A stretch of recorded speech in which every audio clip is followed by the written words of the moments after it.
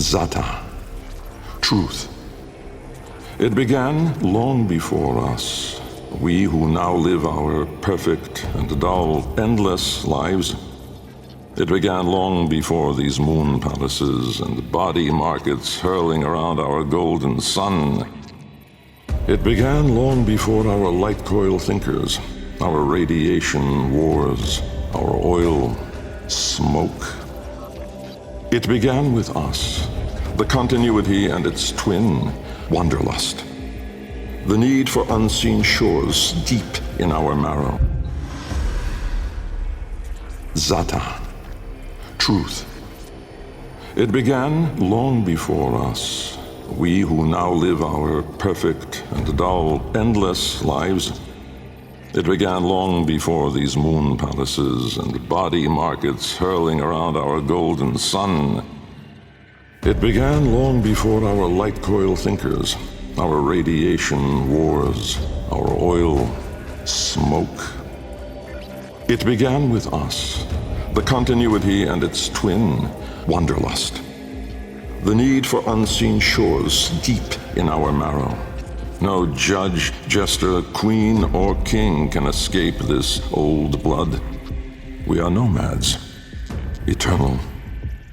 And when no ocean, mountain, or sky could contain us, our gaze hungered starward. Afar, they mocked us with their brittle light, winking and jeering like dangling iotons, forever out of reach, illuminating the truth. Immortal as we are, we die with the sun. That's where I come in.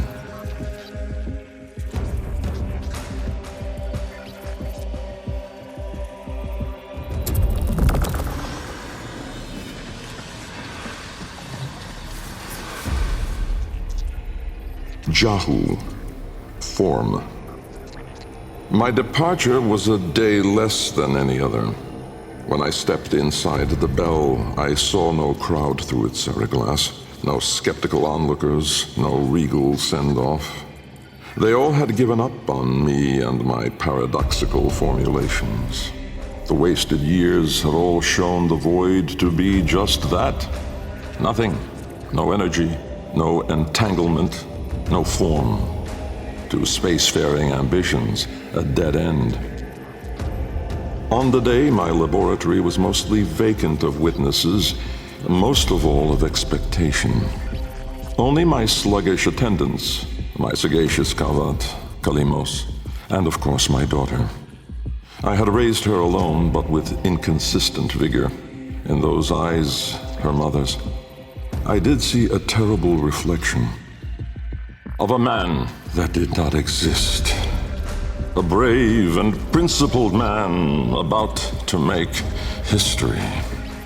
In truth, he was a void himself, an outcast, a joke, a nothing. Driven by my humiliation, failure had made me bitter and reckless. I would dive into the depths myself to prove them all wrong. I gave the signal. My daughter grasped the lever. Kalemos then belted out a desperate, rasping growl. But it was too late.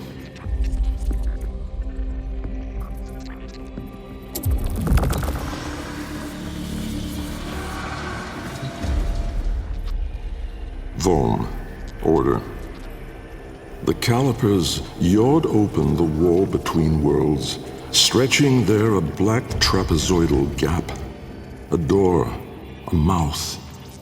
It yawned in the light of the room, splintering it to mesmerizing, unearthly hues. And I, inside the bell, dropping obliquely toward it from my gallows, mass and time rippled as a sudden vortex jawed before me. My head was vapor, my feet lodestone. The bell around me flexed like a rat paralyzed in a winding, gulping snake. I faltered in the awe of it, stumbling against the ceraglass, and with that shifted the bell's path through the wall. It grazed the caliper membrane, the edge of the door. No worldly edge was as thin, as sharp as could split even light. As the bell faintly grazed it, the seriglass was all at once rendered like strips of flesh by Dak's blade. My enclosure was beheaded in an instant, but still I fell, sideways, into the void.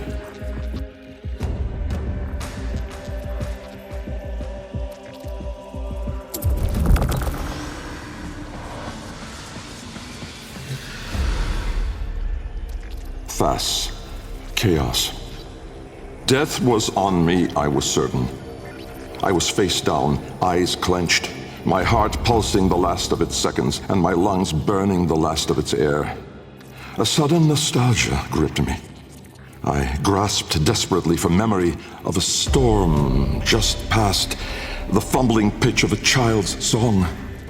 Yet all these thoughts seemed to steal away from my mind like smoke through a vent. I would die empty. I then became aware of another sensation, physical, a web of pain, needles itching into my arm. At once I realized I was alive. Laying in the bell's shattered seriglass, I groped the ground, warm stone, the floor of my laboratory. So, I had never left. And so, I had failed. Again. I heard a crunch alongside me. Someone stepping through the shattered glass.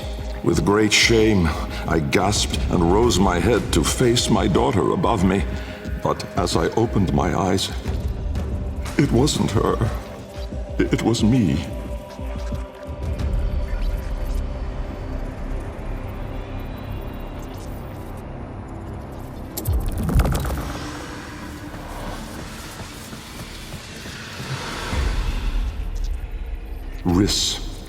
Light. The senselessness of it, the paradoxic, the vague, untimed form. I was alone, but not, for I stood there confronted by myself, a twin but no brother, a reflection but with dimension. Behind him, no horizon but a vast broiling sea of caustic light pierced at random by black pin stars, and closer, around me, a gale of flowing vapor, profane in color, billowing relentlessly into the nascent lack, seeking all directions. I was standing on a precipice of familiar stone, jagged and unanchored as though cleaved directly from the very floor of my laboratory. I wondered at the vapor's path, smoking outward more, leaving behind now the walls, the filigree gold, the rare cuts of marble from my home. I knew at once the vapor's source. I turned away, back toward the wall, the trapezoid I had yawed into it. Vapor erupted inward at the gap, but not just from there. For as I rolled my eyes back, I saw the same. A great steam of scintillation smoking out from my skull. Dumb in awe, I faced toward my chimerical twin. He spoke.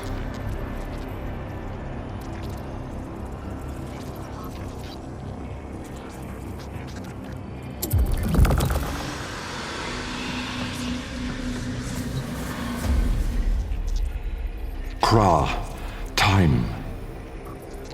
An old name, unspoken in the centuries since my mother reared me. A soft hiss, soothing as a viper's gaze. Little Bengal. The other me reached out, offering his hand, gliding toward me without moving, as though the distance between us was now collapsing. A confusion, most euphoric, filled my mind. With the shred of wit that remained, I decided that I should run for my life. At once, crazed and frantic, I fled. But I made no forward progress. Instead, the world compressed ever more around me, as though I were an anchor pulling the shore to reach. When I arrived at the door, or rather, the door arrived at me, I howled, hurling myself inside, out. And then and there I was, lost and unlost, howling on the floor in harmony with my wretched Kalimos, lacerated in flesh and heart, scattered as the bell glass, spilling blood and stomach on the cold stone floor. But I sensed the other there at the wall's breach behind me, reaching still. I screamed, but my voice was gone. Forever. I looked, but my eyes would never see again. I swept my fist across the floor, snatching broken shards, and in gripping tightly, I filled my hands with ink. Close it, I wrote.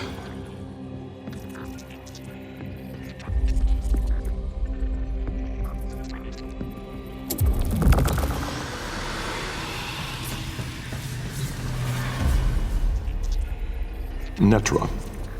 Decay. Time, to us, is all but conquered. Our sacred kuva moves us on to new skin. We numb to our daily, yearly trifles, and remedy those memories that bring lasting misery. With all our misdeeds, our excess, our indignity, we are haunted by nothing. But not for me, for with each passing day, there grew within a tumorous idea. It was minute in those early days, the pale reaching digits severed on the floor, studied with reverence, with greed. And it swelled larger in the latter days. The regal domes, the rail dedications, the unholy Zariman parade. I had put the stars within reach, but at what cost? I never spoke of him, that man trapped in the wall. And while there have been countless souls who have followed me through with their light skippers and field wave skins and vari-eyed instruments, not a single one ever saw him. Me. And so it is that I will not take the kuva now, or ever again. This is the last skin I'm in. Because of this idea, that I cannot be sure that in all that smoked commotion, in all that panic and fear, in that bending light and blinding dark, was it I who escaped?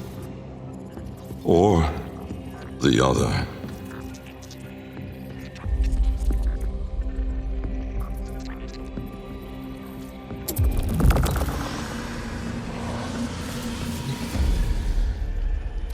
Lok, void. From brooding gulfs are we beheld by that which bears no name. Its heralds are the stars it fells, the sky and earth aflame.